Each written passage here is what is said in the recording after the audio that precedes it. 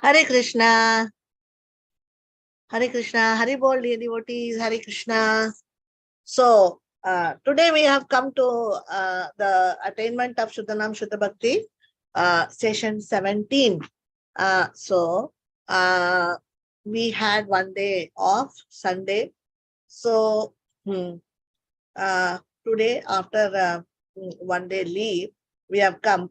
So, we have to be even more serious and we have to take up this studies seriously and nicely. And from today onwards, our school is starting Monday. So, we have come to our school. So, because of taste, we can happily attend this school. It's not like very difficult school. It is very tasty school. So Maharaj is arriving today. His Holiness Manaswami Maharaj is arriving today. So after his Vyas Puja, he's arriving today. So we have to study nicely, and all of you please come to Madhura Mahotsav Utsav for 3 days. Program is there coming 12th, 13th, 14th, I think, in Pongal time. Okay. Thank you so much. We'll start with the class. After the Guru Puja. Nama Om Vishnu Padaya Krishna Prashnaya Bhutale Srimate Bhakti Vedanta Swamin Niti Namine Namaste Saraswati Deve Gauravani Pracharine Nirvishesha Sunyavadi Pashyata Deshatarine Jai Shri Krishna Chaitanya Prabhu Nityananda Shri Advaita Gadadhara Shivasadi Gaura Bhakta Vrinda Hare Krishna Krishna Krishna Hare Hare Hare Rama Rama Rama Hare Hare Hare Krishna. So we are seeing very beautiful hibiscus flowers. These flowers we will offer to our Attainment of Shuddhanam Shuddha Bhakti book. So for this scripture, we will give these two flowers, these yellow color and red color mixed together. So these flowers we will very nice. We will offer these flowers, and then we'll go to Radha and Krishna.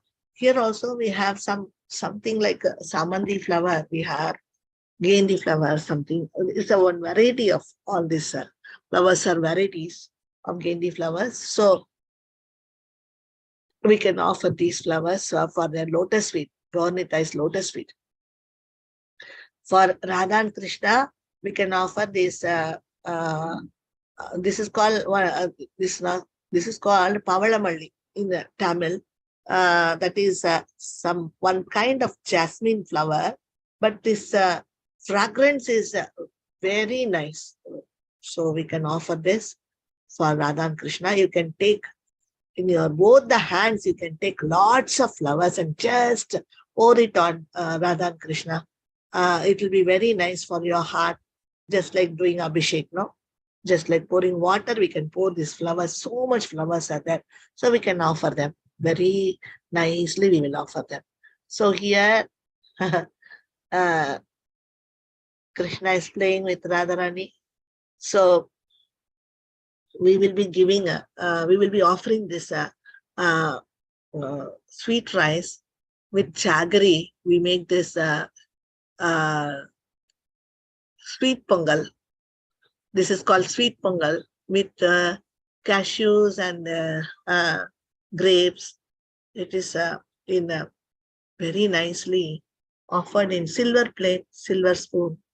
So with so much love and devotion, we will offer this to our Radha and Krishna with Manjari Tulasi. So they are in a very nice mood.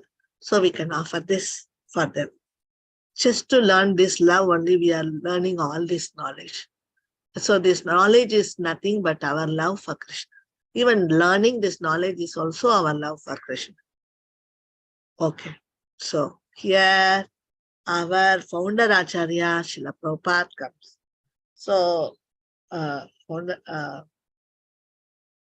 Maharaj told that if we have to call his name, founder Acharya Srila Prabhupada, founder Acharya of ISKCON Srila Prabhupada ki jai. Like that, every time when we are telling his name itself, we have to give proper respect. This is what His Holiness Manaswami Maharaj taught us. Okay. Okay, so there is a full thali rice for our Srila Prabhupada. We have puris, we have papad and noodles, sweet, then murku, then some chuda, then some sabji, very nice items.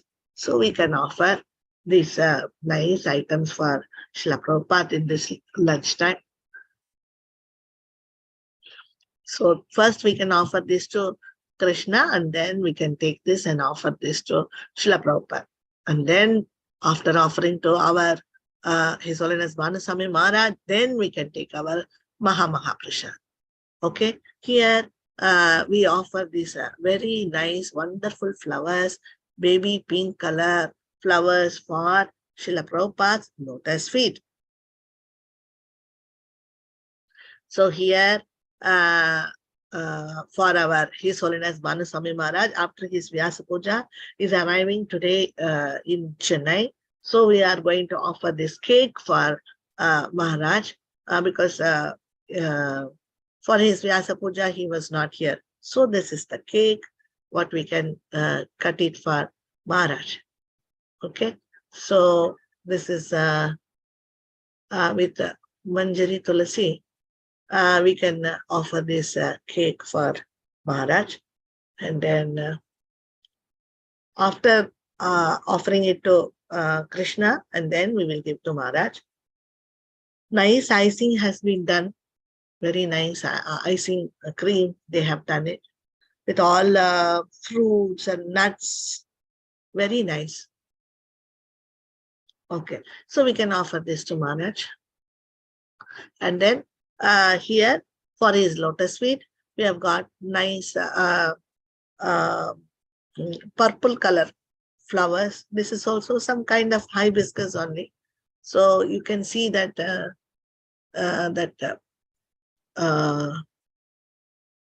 middle portion of Maharanda is very long. This is one kind of flower which has all different varieties we have in flowers. So nice. Krishna is special flowers he is giving for us. All these flowers we can offer to Guru and Krishna. Very nice flowers. Okay, so very special flower. So these soft and sweet silky flowers we can offer to Maharaj lotus feet. Okay. So mixed bhakti. Now we are going for our class. So today we finished I think 3 or 4 chapters, and now this is another chapter. Mixed bhakti is rejected by Srimad Bhagavatam. This is a very heavy topic. Because we are all mixing this bhakti, no? In the bhakti, we are mixing whatever gunas, 3 gunas, and some karma yoga, jnana yoga, ashtanga yoga, something, varnashrama, whatever we think, whatever we know, and whatever we are practicing, all that we are mixing in our bhakti practice. That should not happen. Because of mixing, we are only able to get Misra Bhakti. This Misra Bhakti is not allowing us to go to Shuddha Bhakti, Nishtha stage. So we cannot keep this Nishtha stage or Shuddha Bhakti that it is high level, this is not for me. We can't do that. It is a blunt truth that we are mixing mixing everything, Varnashrama and all other yogas and everything in our bhakti. So it's a blunt truth. We have to accept it. There is no other go. So we have to accept it, and we have to somehow get rid of it by knowledge. This is because of ignorance we are mixing all this. So we should accept that I am doing all this, I am with all this ignorance, and I have to come out of this anartha. So if we accept that we are in anarthas, we have anarthas, then we will go through the stage of anartha nivritti. So for that, for going through the anartha nivritti stage, we need some of our false ego, at least we have to come out, at least to that extent of false ego, we have to come out. I am good, I am doing nice, my bhakti is nice, everything is fine, fine, fine. This is not going to help. We have to accept the blunt reality. So then we open our eyes and see, then everything is so depressing. What to do? But we have to overcome it, take it as challenge, and we will. What is the problem? Krishna is just simply asking us, just you love me, that's all. He is not demanding much. He is asking for love. Is it very difficult? So we are loving everything here. So Krishna is saying, no, this will not work. To come to me, you have to love me. That's really perfect what he talks. So that is what he is talking in Bhagavad Gita. That's what he is talking in Bhagavatam. That's what he is talking in all the scriptures. You love me, you love me, and you love me. That's all his demand. Huh. So if we are going to mix everything, mixing everything, all things in this material world, that is mixing what? Mixing our attraction for this material world, mixing our karma in that. Means whatever we like and whatever we love, that is not called as love, it is called as karma in this material world, whatever we do. So that is why this karma is not, when we are mixing this karma with the bhakti, what we are doing for Krishna, that's not working out. Both the things are not going together. So that's what now we are going to talk about now. About this only we are going to talk now. This full page is for that. So Maharaj is giving a nice notes about this in his classes. So we have collected all these points for you. Mixed bhakti is rejected by Srimad Bhagavatam. See, Srimad Bhagavatam itself is rejecting mixed bhakti. So this Misra bhakti is just like mixing some oil in the ghee, in the Shuddha ghee. We mix some oil. What is the use of taking the ghee? It's going to smell like oil. It's not any more ghee. So like that, Shuddha Bhakti, we are supposed to do Shuddha Bhakti, and we are mixing Bhakti with all these yogas and varnashrama and all other things, whatever we are accustomed to in this material world, that those things we are mixing with our small amount of bhakti. So we whatever we are doing, maybe in Mishra Bhakti there are many varieties. It may be Karma Mishra Bhakti, it may be Jnana Mishra Bhakti, it may be Yoga Mishra Bhakti, or it may be Bhakti Mishra Karma, Bhakti Mishra Jnana, Bhakti Mishra Yoga. What is the two difference between these things? If it is karma Mishra Bhakti, that means lots of bhakti is there. Little karmic activities we are mixing. But if it is Bhakti Mishra Karma, then we are only mixing a little bhakti in lots of karmic activities. So Bhakti Mishra Karma is not very favorable. We may even get out of bhakti soon if we are in this Bhakti Mishra Karma. So we have to not increase our bhakti and reduce our mixing. That is not going to work. Anyway, mixing is mixing. So anyway, even 1 spoon mixing or 10 spoons mixing of oil in the ghee, it's going to spoil the whole thing. So Srimad Bhagavatam is rejecting this point. Don't mix anything. Be original. Even little bit bhakti, then it should be original. So that is why we are supposed to do Shuddha Bhakti. So Shuddha Bhakti is only, Maharaj is telling in one class, by Bhakti we mean to say it is Shuddha Bhakti. See, he's telling, by Bhakti we mean Shuddha Bhakti. So this is the point. Wherever we study Bhakti, that all the words are pointing over to Shuddha Bhakti. Shuddha Bhakti is not something which is a very highly advanced level that one cannot take. That is what we are supposed to take up. That's what is ABCD of Bhakti is starting in Nishtha. So that is called Sadhana Bhakti. Means there only we are starting our Bhakti. If we say that this is too much, this is very high, this I cannot take, then what is going to happen to us in this lifetime? Are we not going to take Shuddha Bhakti in this lifetime? We are going to only practice Misra Bhakti this lifetime. So we can't waste this life. We can't waste this life. We have to immediately take up Bhakti. That's why, otherwise it is so dangerous to live here. It is so, every step is very dangerous. How can we, without going to the school, how can we happy? How can we be happy? We will be scared. What will happen for me tomorrow? So we have to start going to the school, get admission in school, and then we have to go to the school, start learning first standard, second standard, like that.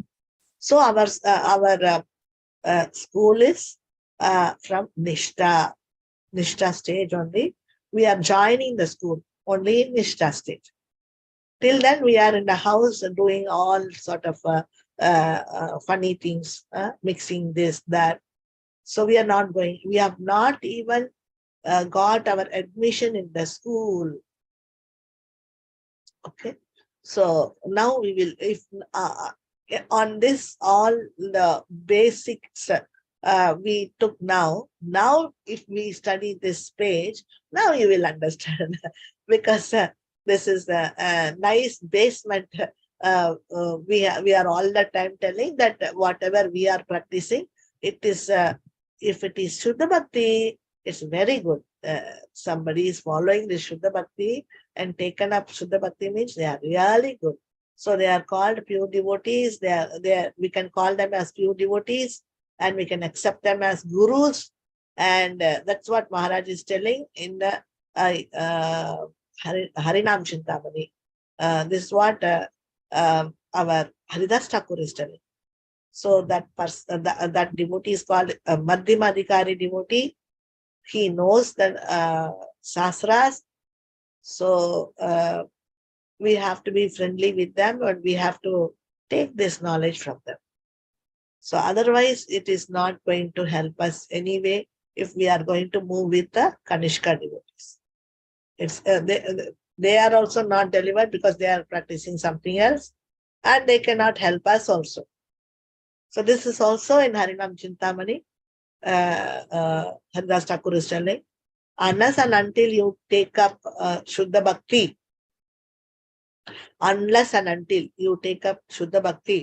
your life is a waste. It's a total disaster. He says it's a very big catastrophe. So what to say? He is telling like this. Haridas Thakur is telling like this. Your life is only meant for doing Shuddha Bhakti. If that Bhakti, wherever Prabhupada is using the word Bhakti, we are now using the term Shuddha Bhakti. It's not that something else. So that word is actually Shuddha Bhakti. Bhakti means Shuddha Bhakti. We mean Shuddha Bhakti. That's what Maharaj told. By the word Bhakti, we mean Shuddha Bhakti. We are not trying to understand it as mixed Bhakti. Okay, now, why Srimad Bhagavatam is rejecting mixed Bhakti? Bhakti is the only sadhana. Our only sadhana is Bhakti.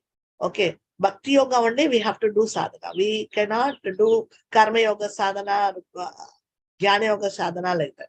We can mix the sadhana with, see, but you see, here Maharaj is telling, we can mix the sadhana with, that is sadhana level, Bhakti, with Varnashrama, Jnana Yoga, Karma Yoga, and Ashtanga Yoga. We can mix sadhana. But even mixed sadhana is not encouraged. Then only our sadhana becomes impure. Then it becomes Misra. So that Misra Bhakti, now Srimad Bhagavatam is rejecting. What is the use of doing that? Because Srimad Bhagavatam is not accepting it as Bhakti. Then what is the use of practicing it for our whole life? In Nectar of Devotion, Rupa Goswami defines pure devotion as devoid of karma and jnana. In Nectar of Devotion, Rupa Goswami defines pure devotion as devoid of karma and jnana. Bhagavatam is recommending pure bhakti as a process of Kali Yuga, because mixed devotion is gradual and slow progress. So it is, that's what Maharaj told, that by practicing this, it's not practice, it is just doing something. Because we never asked to do Misra Bhakti, mixed Bhakti. So we cannot practice mixed Bhakti because it is a wrong thing. Why should we practice a wrong one? Wrong practice we should not do. So this, but unknowingly, not knowingly, or because of ignorance, if we are practicing this Misra Bhakti every day, thinking that it is Suddha Bhakti, then what to do? So in Kali Yuga, this is what is going on. Then this kind of mixed devotion is going to give them very gradual results and very slow, very slow. It's going to take 20 lifetimes or 200 lifetimes, as Maharaj said. 20 or 200, he said. So it's very it's very paining to hear all this. So Bhagavatam does not recommend these processes. Maharaj is telling clearly that so Bhagavatam doesn't recommend these processes. Lord Chaitanya rejected all other processes and mixed processes and announced pure bhakti as the essence of all shastras. Even Chaitanya Mahaprabhu has rejected. Srimad Bhagavatam has rejected. Mahaprabhu has rejected. Chaitanya Mahaprabhu has rejected this Misra Bhakti and all other processes. In Nectar of Devotion, Rupa Goswami also rejects this mixing Karma Yoga, Jnana Yoga. So everybody is rejecting. The process of Bhakti is completely independent of other processes. So actually we know that Bhakti is coming from the spiritual world, from Krishna. So it is very complete and independent. It's completely independent of other process. Then even a Chandala can chant and surpass the whole Varnashrama system. But if somebody out of the 4 Varnashrama rules, 4 Varnashrama levels, is out of the Varnashrama, because the Chandala is out of Varnashrama. He is not even Sudra. He is less than that. Chandala, Milecha, because they are dog eaters and they are not even up to the level of Sudras. So these Chandalas also, who are out of the Varnashrama, they can also chant and surpass the whole Varnashrama system. And they can surpass means whole Varnashrama system means they can they can surpass the level of the Brahmanas also, and sannyasis also. So in the Varnashrama system, in Varna we can say that mm, uh, uh, Brahmanas are topmost Varna, and ashramas, we can tell that the sannyasa level is sannyasa ashrama is the best. So the Chandala can chant and surpass the whole Varnashrama. He can go beyond the sannyasi level, and he can go beyond the Brahmana level, the Chandala, just by chanting. Therefore, Narada instructed Vedavyasa. This is what happened with Vedavyasa and Narada. Narada gave him left and right, because Vedavyasa did all confusing things, and he became confused, and he became very depressed, and he called his Guru Narada and told that I'm not at all happy. I'm very much in distress. So then Narada said, why won't you become distressed? You will become distressed because you have done such a confused things. You have become, you have made such a worst thing. Why did you give so many process? This is the wrong thing you have done. Why did you give all these wrong processes? So people are very unintelligent in this Kali Yuga. They will take up all these processes and they will tend to mix everything. So why did you give this? He was left and right. He scolded him like anything. So then Vedavyasa, what he will do? He's telling, what shall I do now? So Narada instructs him to give only one process, only one goal. Okay. So for giving Bhakti Yoga as the only one process without mixing anything, Narada asked Vedavyasa to write, he ordered Vedavyasa to write Bhagavatam. So the ultimate conclusion goal of Bhagavatam is Bhakti Yoga without mixing anything. So Narada instructed Vedavyasa to give one goal for everybody and one process for everybody, because in Kali Yuga people are unintelligent and they will mix up everything. They made all mixing, they made all khichdi. So this is why, because he confused all others and he became confused. Vedavyasa, and he never told directly about Krishna. He was just indirectly promoting Krishna. So this is what Narada was very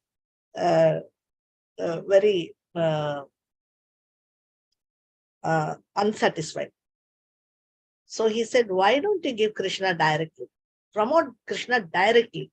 Why are you as a hide and seek? You have given Krishna in Mahabharata. So that is a problem, because people could not understand this. Even if you say directly, also they cannot take. What to speak of if you are giving hide and seek light? How can they understand? So he said, now you give only one process. That one process should be Bhakti Yoga. So before Narada came and gave him nice scoldings, before that only Vedavyasa has given all these processes, Karma Yoga, Jnana Yoga, Ashtanga Yoga. He thought in a different way. Vedavyasa thought in a different way. He thought people are, he categorized people. He categorized people unintelligent, intelligent, Brahmanas, Kshatriyas, Vaishyas, like that. He categorized people. That is why he thought that, okay, the unintelligent cannot take up this. So I will give this to this person. I will give that to that person. Like that, he gave Karma Yoga, Jnana Yoga, Ashtanga Yoga, Varnashrama. For the people in in three gunas. So this is what he made wrong. So what happened because of this? The people got But Narada came and told him, how did you judge the people like this? This is Kali Yuga and everybody is unintelligent. How did you judge that this person is intelligent, that person is not intelligent? So that is why everything went wrong. So the beginning and that point itself, that is why you gave all these processes, and which already they are unintelligent, and you gave so many processes, and they are sitting, they have made a khichdi and they are sitting with that khichdi. So what to do? So that is why Veda Vyasa got left and right from Narada. So then after his strong instruction afterwards, then Veda Vyasa wrote Bhagavatam, and then he made everybody to understand this about Bhakti Yoga. He gave Bhakti Yoga as a only process. Then he gave only about, means Bhakti Yoga means supremacy of Bhakti Yoga, that is Suddha Bhakti. And he gave one goal, because he gave four Purusharthas. Four Purusharthas are speaking about Artha, Dharma, Kama, Moksha. So people caught hold of these four things and they were sitting with that. So now Vedavyas has given as the fifth goal, Krishna Prema. So in Kali Yuga, people are very unintelligent. So Vedavyas now is giving us only one process, Bhakti Yoga, and only one goal, Krishna Prema. So unknowingly, all these days, unknowingly, unknowing about this Shuddha Bhakti, we started mixing all these processes. Okay, so now after understanding, now we should not mix. If we are going to mix, this life is going to be a total waste. This our human birth is going to become a total waste. So, so please, dear devotees, don't become satisfied by whatever little bhakti what we are doing. So we can heartily give ourselves to Krishna. Why miserliness in this? Giving love. Why should we practice our miserliness with bhakti? We can give ourselves as Krishna is demanding. You give yourself to me. How can I take you to my place? If you are one leg here, you are attached to these people. You are attached to this material world. Attached to, attracted to all these things. Then how can I take you there? Then going there, you will cry. I want that. I want that. Then what is the use of me taking you there? So better you completely get attracted to me, to my bhakti to me. Do bhakti to me complete, then I will take you back to Godhead. So this is all is a full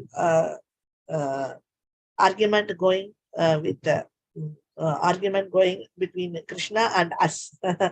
Krishna is saying only me, love only me. But we say, not only you, Krishna, I will have everybody, and I will, of course, I will have you, but not as a center point in my life. You can be somewhere in my life as pickles, but you are not my feast, whole feast. So this is what is our demand and Krishna's demand, which is not meeting together. So that is the problem. Krishna is also demanding us that you do Shuddha Bhakti to me, only Bhakti to me. So this is anyway, this is going on and on and on. We have to stop, full stop everything and listen to Guru and Krishna and take a Bhakti Yoga. So it's very serious. Now it's going to be very serious. So that's why we are taking so much of knowledge from all the present and previous acharyas. And then we are trying to develop our Shuddha Bhakti. Okay, so the other processes are given in Bhagavad Gita as a part of Shastra, but not recommended as the main processes. Now, why are we studying all these points? Why are we trying to know all this knowledge? This knowledge will go inside our heart and it will remove all the ignorance. Each and every point will work. Whatever we are putting inside, a small point also will not go waste. It will go, when we are hearing, we are spending some time and listening, means that little point will go and rub and do its work properly. It will do, because these are all spiritual message given by the Guru and Shastras and Krishna himself.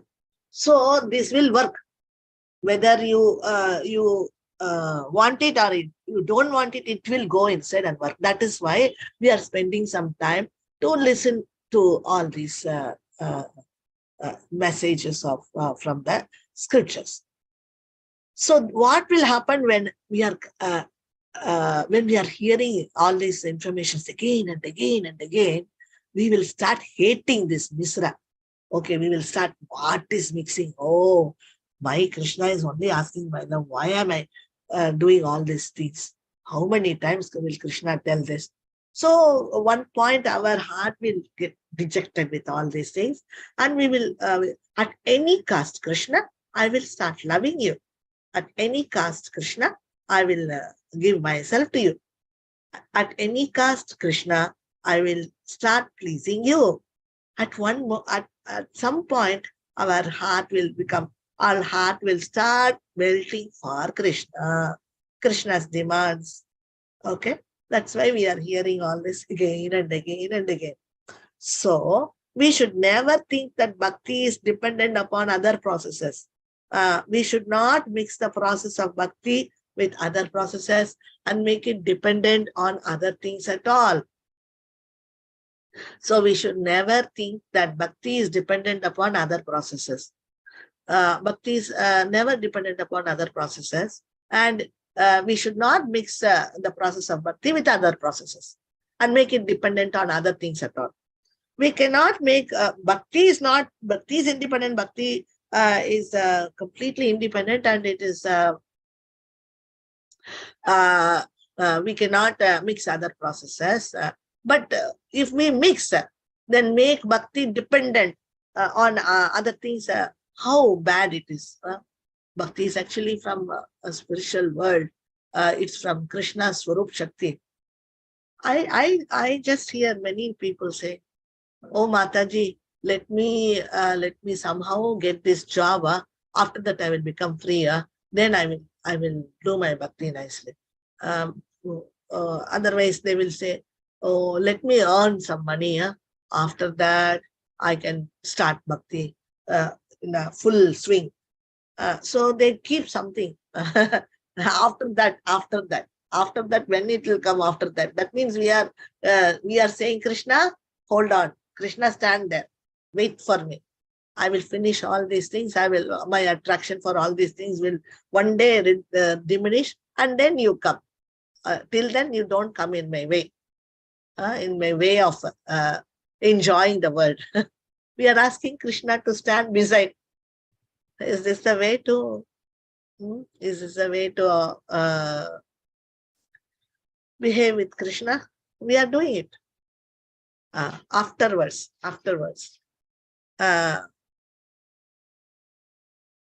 We are thinking that only when I get these things, then only I can do bhakti. But it is not so. Bhakti doesn't depend upon anything in this world. It is directly from spiritual world. It doesn't have any work with anything in this material world. So then how can we say that bhakti is dependent on our earning or our family conditions? And no, it's not. It doesn't depend. One thing, if we are unhealthy, then bhakti practice is going to become very difficult. That is why Prabhupada said, when the question comes about your health and the bhakti, first take care of your health, he says. So health, we are taking care of health because we want to do bhakti. For that, we need this body. No? That is why we are taking. That is also for bhakti. So bhakti never depends upon anything. It is independent of time, place, or even an institution of dharma. So no need for a dharmic government or anything. It doesn't need, even in Corona time, we could do bhakti. And it does not depend on knowledge also. So even knowledge also, bhakti is not dependent. Here they are not saying bhakti, knowledge of bhakti, knowledge which we take for developing our bhakti. They are not talking about that knowledge. They are talking about material knowledge. M.Tech, B.Tech, MBA, doctor becoming MSc. No. Engineering. All that knowledge also is not needed for bhakti. But bhakti gives one divya jnana. See, bhakti gives one divya jnana. Divya jnana means, we saw the other day, no? Divya jnana. Divya jnana means taking darshana of Krishna and then having a relationship, direct relationship with Krishna. This both together is divya jnana. So bhakti can give divya jnana. This bhakti gave divya jnana for Vamsidas Babaji. Vamsidas Babaji. But Vamsidas Babaji was a fisherman. His language was so poor, he was not talking a proper Bengali language. He was talking a very crude Bengali language, which the fishermen used to talk. So it was so bad language, not very good language also. He doesn't know so many things, like material education was zero. He was a fisherman. But he got prema and divya jnana, and his bhakti gave him divya jnana. He was having his Laddu Gopal in his hands, and wherever he was going, he was carrying him. So he used to talk to his deity, and he used to scold Krishna like anything. And Krishna used to be very scared of Vamsidas Babaji, because he was his bhakti, prema bhakti, he was completely dependent upon that prema bhakti of Vamsidas Babaji. So what is the use of Vamsidas? Vamsidas Babaji did not have any education. What's the problem? He got Krishna himself. Krishna himself is dependent upon Vamsidas Babaji. Then what does this education does for what is it going to do for Vamsidas Babaji? It doesn't have any value at all. To Vamsidas Babaji, education has no value. Only one time he felt very sad because he thought that his Laddu Gopal is so weak in maths. So once a maths teacher, master came to his hut for some reason. So then he started speaking to his deity, saying that you are very small and you are not knowing this maths properly. How will you live in this world? So you need to learn some maths. So seeing the maths teacher, he started teaching maths to Krishna. So see, because of me not knowing all this, I'm not able to live properly. So if you have to learn maths and all, otherwise how will you buy things or sell things? So he started teaching Krishna 2 + 2 = 4, like that he was teaching Krishna. So he he started talking with Laddu Gopal like this. So these are all there in Vamsidas Babaji's book. So we can see how he's worried about his child. He's not worried about this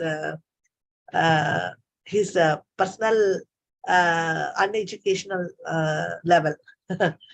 In Kali Yuga, even though dharma is destroyed, bhakti is not destroyed. So in Kali Yuga, dharma is destroyed. Even though dharma is destroyed, bhakti is not destroyed. This is the thing. So we are seeing that in Kali Yuga, this cow in Parikshit, in Parikshit Maharaj's time, the cow got 3 legs chopped, and on only 1 leg the cow was standing. So that is only dharma was only there. Everything was gone in the starting of Kali Yuga. So that is what they are meaning here. So in Kali Yuga, everything is destroyed. Even that dharma is destroyed also, bhakti will not be destroyed. So we can do bhakti even when dharma is also destroyed. Okay. So this is very important point. Thus, bhakti is a real Bhagavad Dharma. So now at the last, they are ending it as saying that bhakti is the only real Bhagavad Dharma of Kali Yuga. Bhakti can be performed in Satya Yuga or Kali Yuga. So it can be done any time, anywhere, even in Corona time, any time you can do bhakti. Bhakti can be performed by sinful person or a pious person. It can be done by any person, regardless of his gunas. Anybody who is in gunas, they can do this bhakti.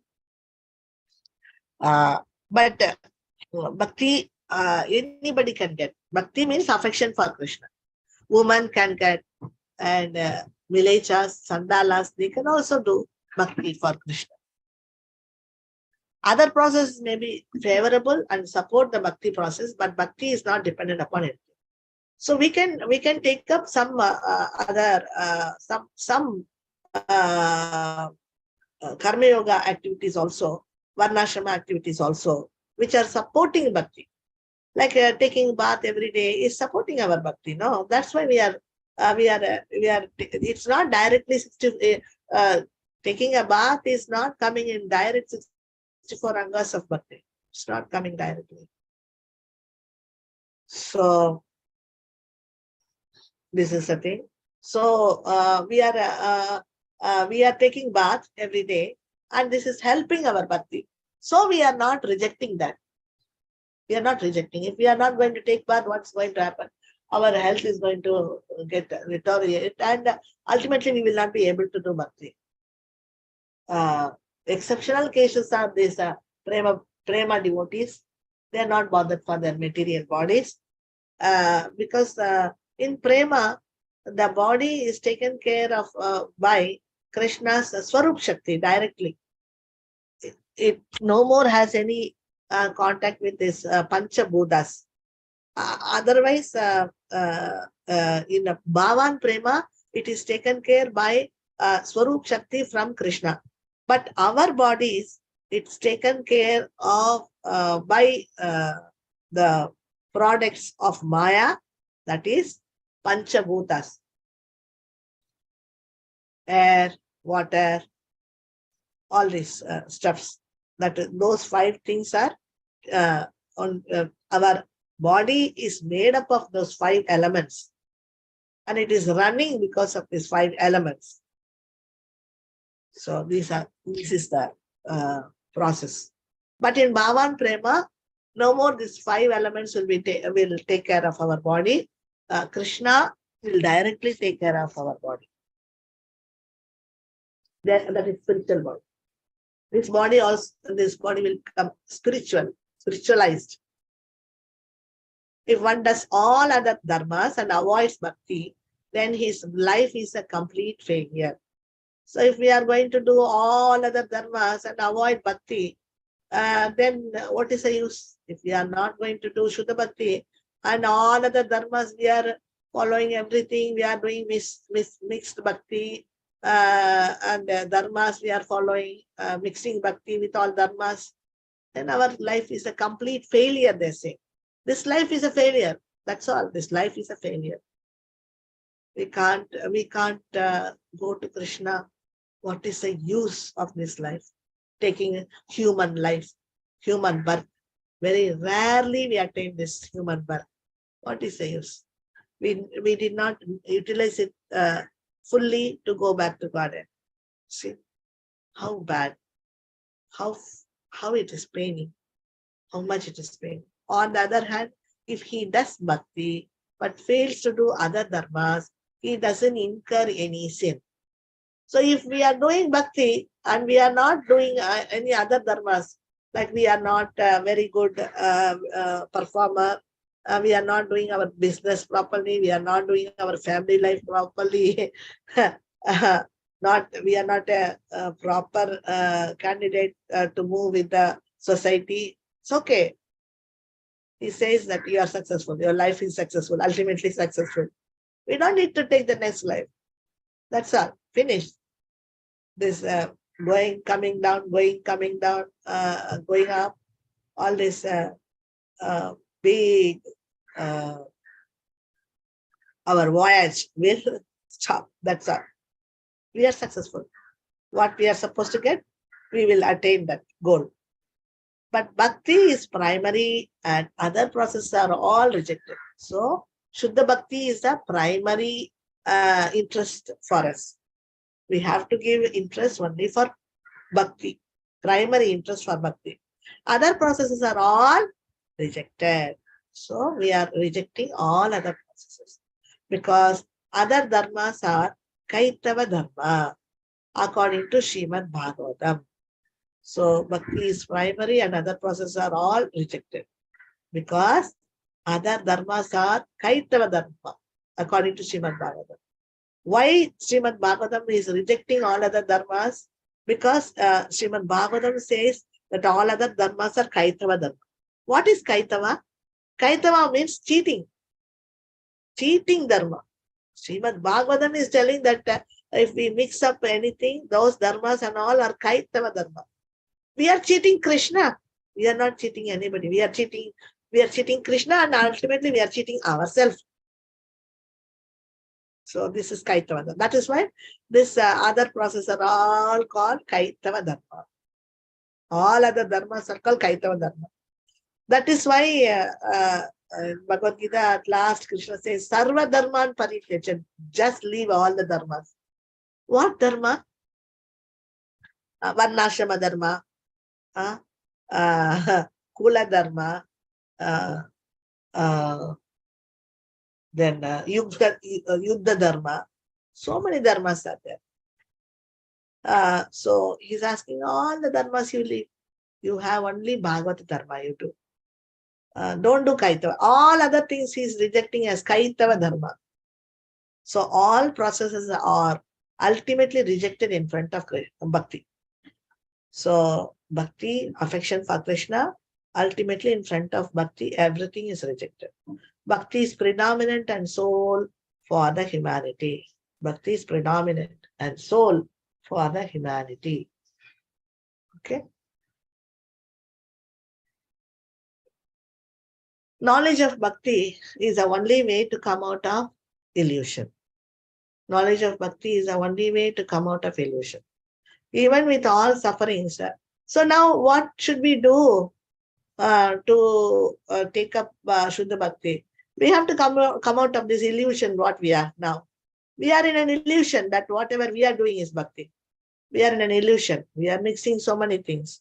So we have to, for that we should have the knowledge which part what we are doing is bhakti, which portions what we are doing is not bhakti, it is all other processes.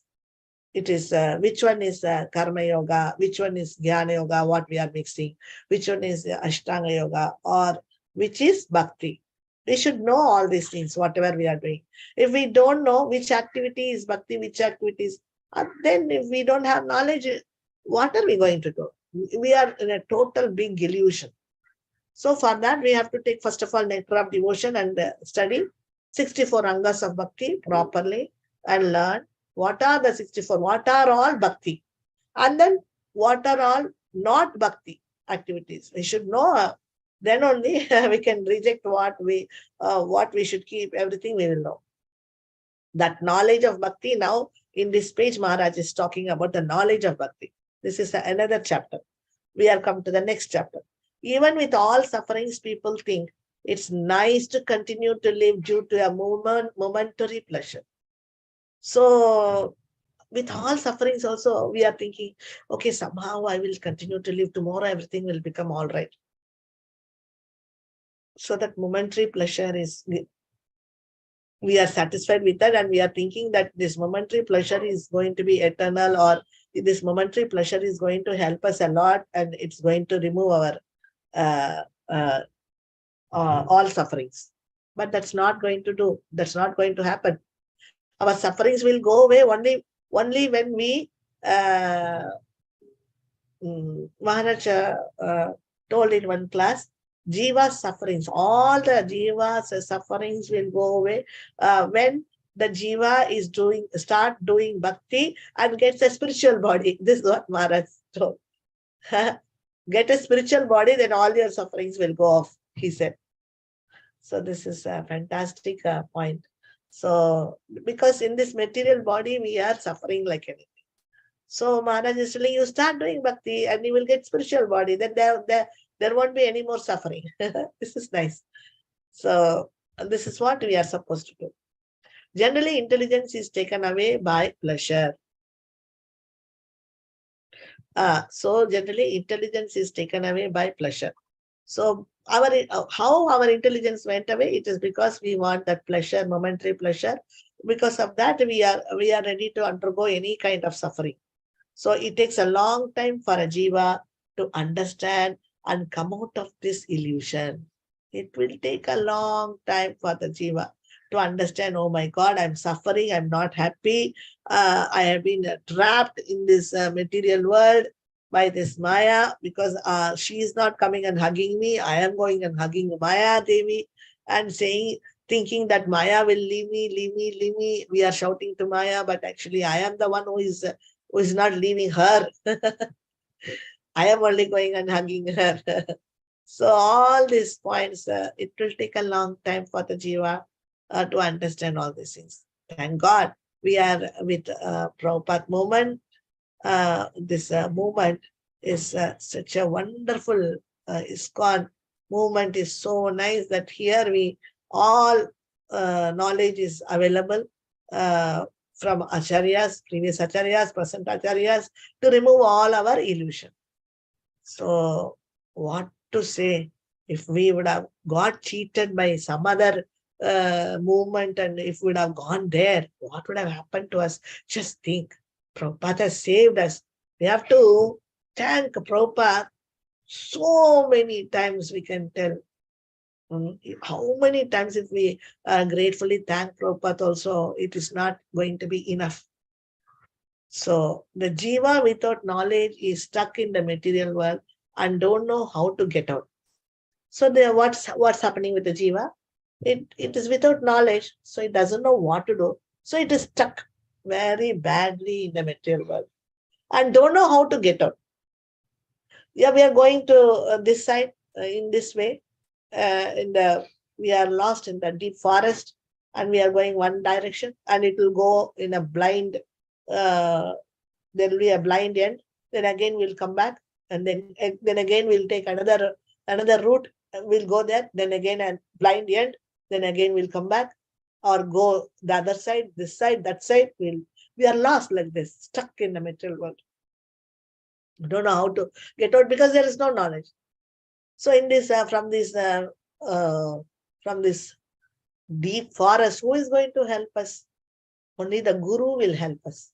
So the Guru is bringing the torch of Shastric knowledge, and he will show the light, and he will catch our hands, and he will take us outside. So without this knowledge, because Guru is giving us knowledge, and we should understand, we should learn this knowledge. If we say, oh, I don't want knowledge, bhakti will come, but affection for Krishna only, no, that will come automatically.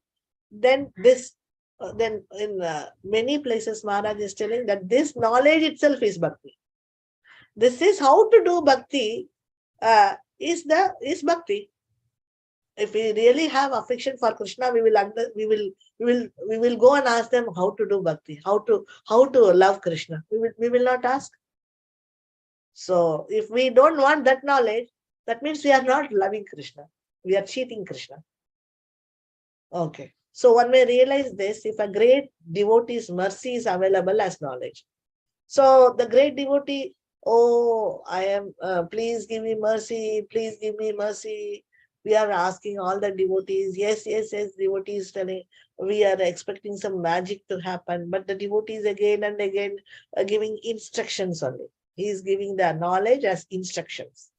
So he says, okay, don't forget, please do this, do this, do this. Then the devotee is actually begging this person.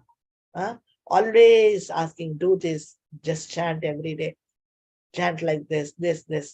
So the knowledge part of the great devotee, he is sending as instructions through his mercy. So mercy means instructions of the devotee. Mercy means instructions of the devotee. Okay. So that instruction, that knowledge of the great devotee, he is passing on as instructions. That's all. That instructions are called mercy. So if we are rejecting that mercy, that instructions, life-saving instruction, then his life is in danger. Spiritual life is in danger because he is avoiding those instructions to take.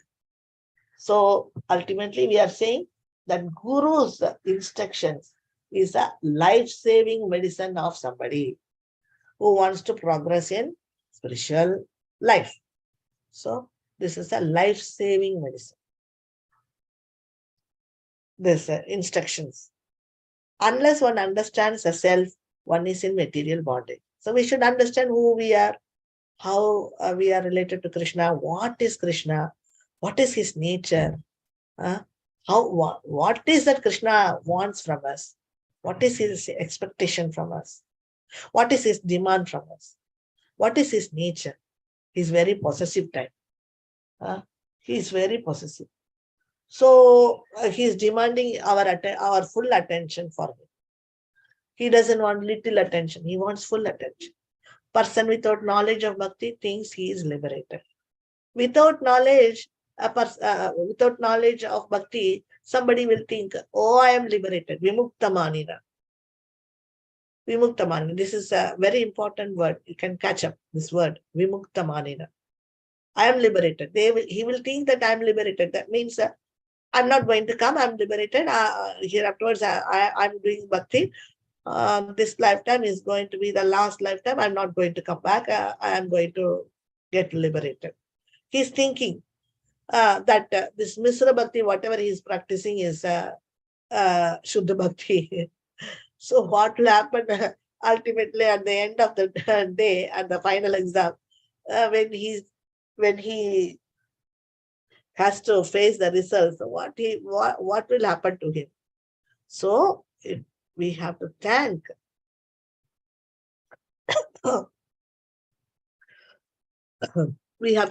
Krishna and Guru for making us understanding about the knowledge. Otherwise, we will not even know that we are lost in anarthas by mixing all these kinds of stuffs. They may approach Brahman, but falls down again to material enjoyment. These people, they approach Brahman. Some people know who are, because they are Misra people, these people who are doing Misra Bhakti. So some people, they do Jnana Yoga, Ashtanga Yoga, and mix Bhakti with that. So they approach Brahman, but falls down again to material enjoyment. As long as one is in karma and jnana, he continues the miseries of the material world, material life. As long as one is in karma and jnana. So he continues the miseries of the material world, material life. So as long as we are mixing up karma yoga, jnana yoga, varnashrama, all this we are going to mix. Even though we do some bhakti, some little bhakti, we are going to continue the miseries of the material life. Maximum we can go to Swarga, as Prabhupada says. Where, Srila Prabhupada, where will your disciples, your students will go? The press reporters are asking. Prabhupada said 70% of my children, my students will go to heavenly planets. So it's really shocking. So because many are not understanding the knowledge, not studying properly, and they are not ready to take the association of the Madhyama devotees. So they are mixing with Kanishka, and one blind man taking another blind man, both of them are going to fall down in the ditch. So this is what is happening. So they have to approach a Madhyama devotee, leave their false egos, and go to the Madhyama devotee and learn from him. Keep time and learn from him about the Suddha Bhakti. Then he can leave mixing all Karma Yoga, Jnana Yoga, and he can come out of the miseries of the material life by taking Shuddha Bhakti. Karma Mishra Bhakti denotes strong attachment to Grahasthashram. Karma Mishra Bhakti. So, if we are going to mix karmic activities, that is called as Karma Mishra Bhakti. So, the Karma Mishra Bhakti means we are strongly attached to our Grahasthashram, our family life. We are very much attached to our family life. Attachment to the family is the strongest illusion. Strongest illusion is attachment to the family life. And so one takes body after body. So this family life is a strongest illusion. In the illusion itself, they are giving a big, strongest illusion. Number one illusion is family life. So that is why when we are fallen in this illusion, it's just a rope. But we are thinking it is snake. Then we are running away. Oh my God, this is a snake. Like that. This attachment to the family life is a strongest illusion. And because of that, we are not able to see the original bhakti, Shuddha Bhakti. We are not able to understand. What we are practicing, that is only bhakti. We are thinking like this. But it is not like that. Because of our attachment to the family life, it's a strongest illusion. That again and again we have to come back and take body after body after body. Hrudaya Granthi, a hard knot of the heart. In our heart, there is a knot. It's called Hrudaya Granthi. It's this Hrudaya Granthi, that knot, is removed only by associating with sadhus. The Madhyama devotees who are doing Shuddha Bhakti, who are practicing Sadhana Bhakti, who are not in Bhava Prema, who are only in Sadhana Bhakti, who are in Shuddha Bhakti, who are in Nishta level, the Madhyama Adhikaris, they are called sadhus, Nishta devotees. So by associating with these Nishta devotees and doing Bhakti, this Hridaya Granthi is removed. This knot is removed. Otherwise, again and again and again, we are going to come back. Because these sadhus, they have come out of this. So, they have come out of this, and if we are going to associate with them, they will make us learn how to come out. But if we are not going to associate with them and think that one early morning, when they get up, some magic will happen and they will be in Prema Bhakti. Like this, we cannot think. So we have to associate, and a long-time association, continuous association will help us. So slowly, our heart will now understand these things are all useless.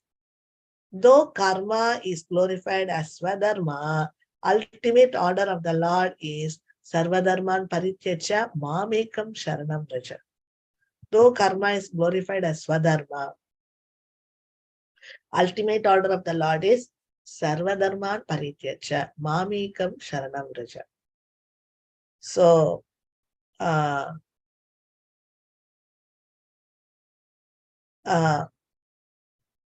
Karma Yoga is glorified as Swadharma. But here we see our Bhakti Yoga as Bhagavad Dharma.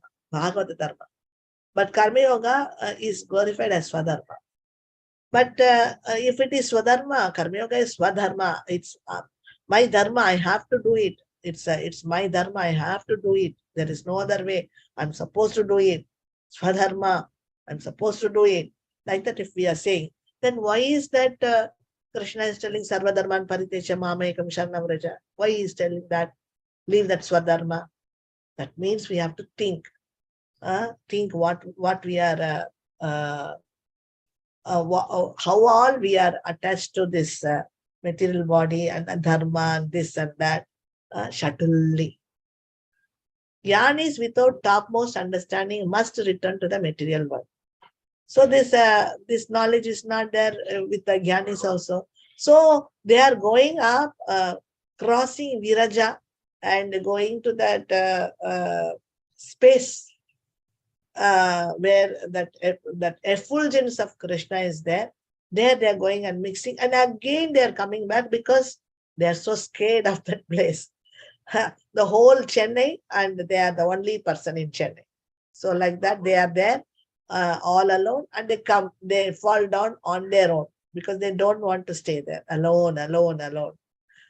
First they thought this will be very nice, this will be very peaceful, but that is the beyond the Viraja. That means it is spiritual place, but it is not spiritual world.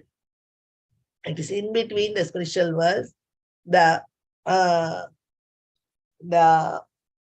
void place, which is in between the spiritual worlds. That in that they are gone and mixed with that Jyoti. That's what they wanted. They prayed for that and they got it. But then they become very, it is like becoming mad. No? One person, if you leave, you become mad.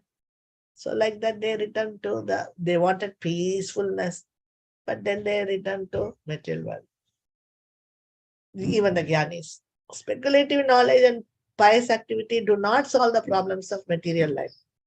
So speculative knowledge means we are all the material knowledge. All the material knowledge means in the material world, whatever experiences but through the experiences we learn so many things. All the experience of the material world and the material knowledge about the matter, everything can be divided into two setup. One is Sabda. One is Anumana Pramana, and then Pratyaksha Pramana. But Sabda Pramana is the only one which is going to help us. Sabda Pramana is, Sabda means from scriptures. So we have to take proofs only from the scriptures.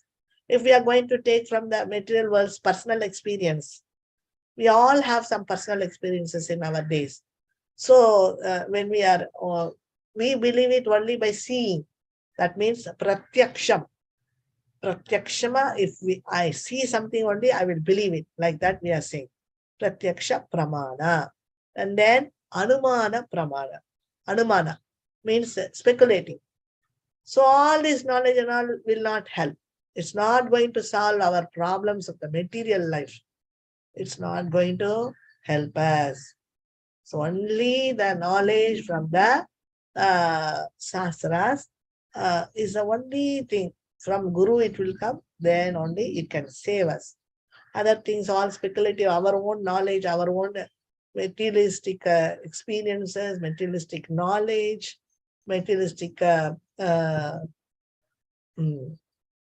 many things, whatever we know in our material world, nothing will help us. Even the pious activities will not help us.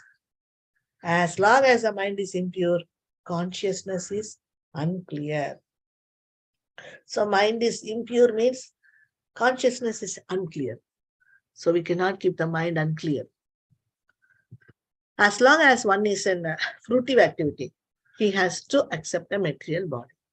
As long as one is in fruitive activity.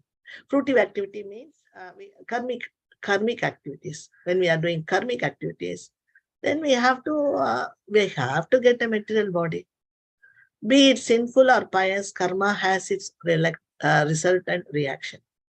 So whatever activity we are doing, out of the 64 rangas of bhakti, out of the 64 rangas means the 64 items, 64 activities.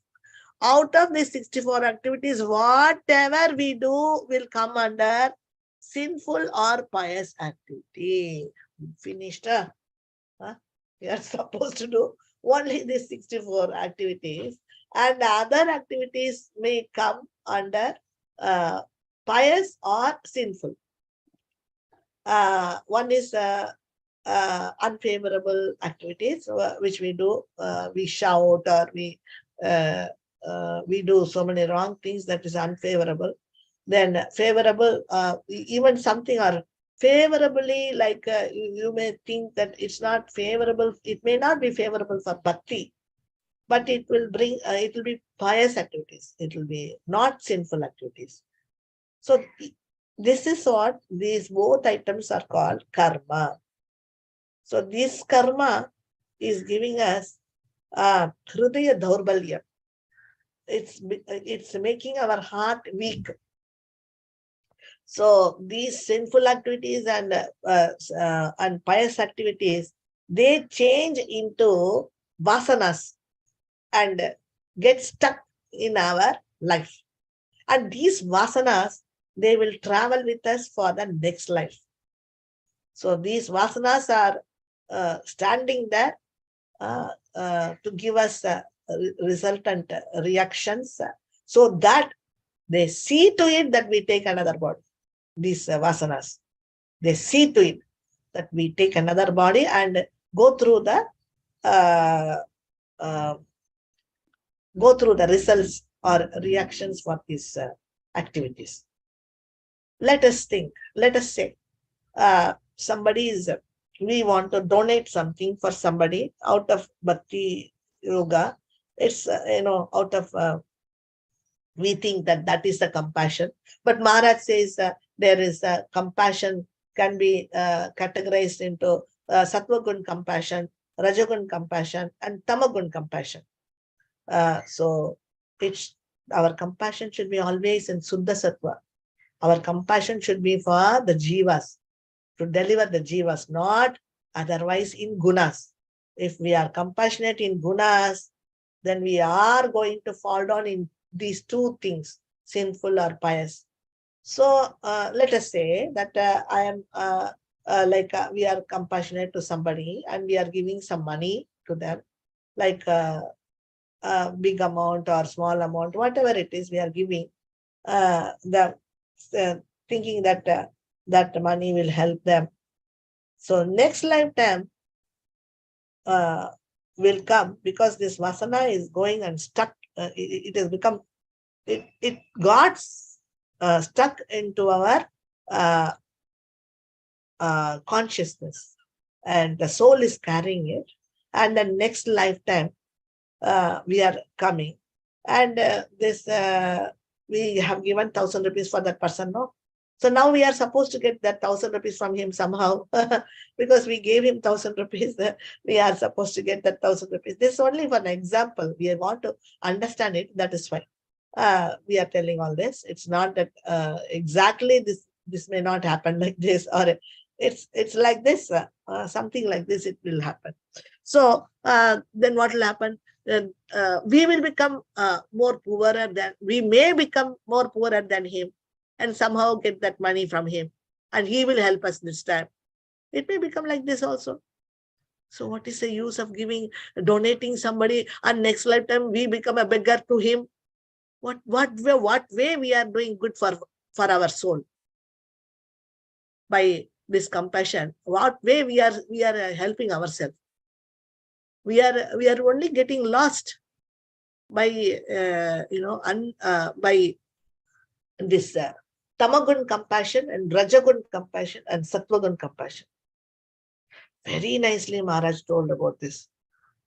So this tamagun, rajagun and all, tamagun, they don't know even, they are just giving, yeah, please come today.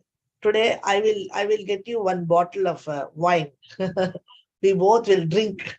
This is tamagun compassion. So he doesn't even know what he's doing. This is what his compassion.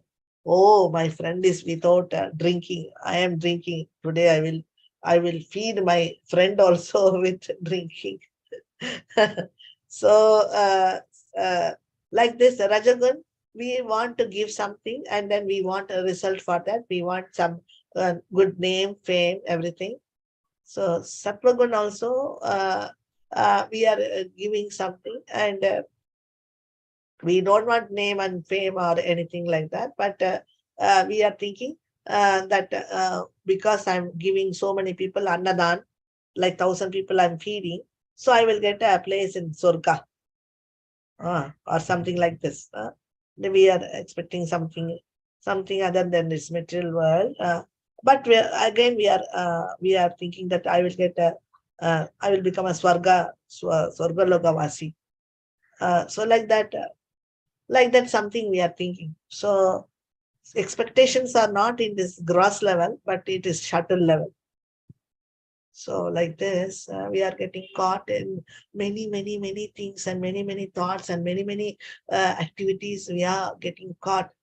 We don't know. If we don't learn this knowledge, sure, we are going to get lost in this material world. For so many lifetimes, we don't know. So we have to take this knowledge. Otherwise, we will not know which one is bhakti, which one is not bhakti. So we cannot take decisions in our life very strongly. We cannot take decisions. We cannot, we cannot be very clear about our thoughts, our words. We cannot be very clear. So for doing bhakti, we have to, for studying nicely, we have to associate with the boy who's studying nicely. Like that, we have to associate with the devotee who is doing bhakti. Thus, without inquiring spiritual values, one is defeated and subjected to miseries by ignorance.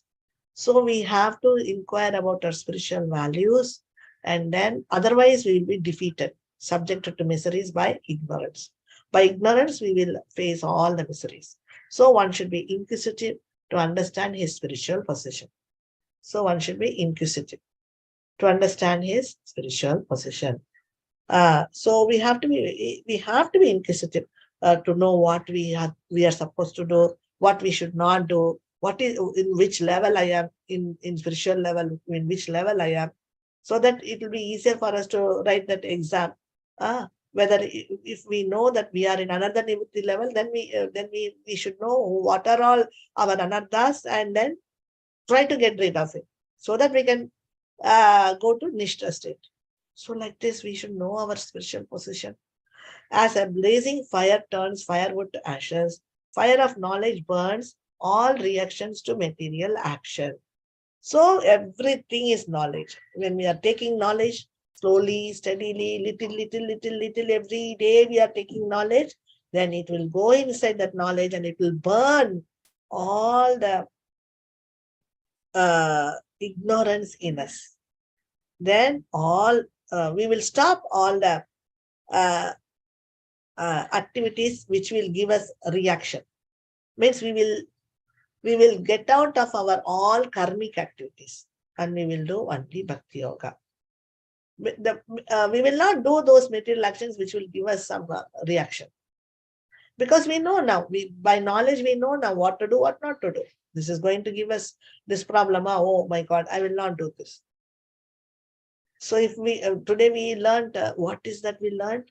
to be compassionate and give some money or something, then that compassion is going to work on us very rudely.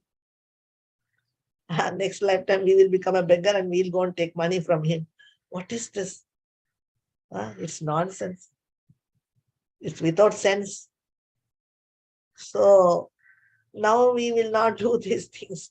So this is the knowledge. Everything, when we take knowledge, what's going to happen, then we will understand, okay, I should not do this.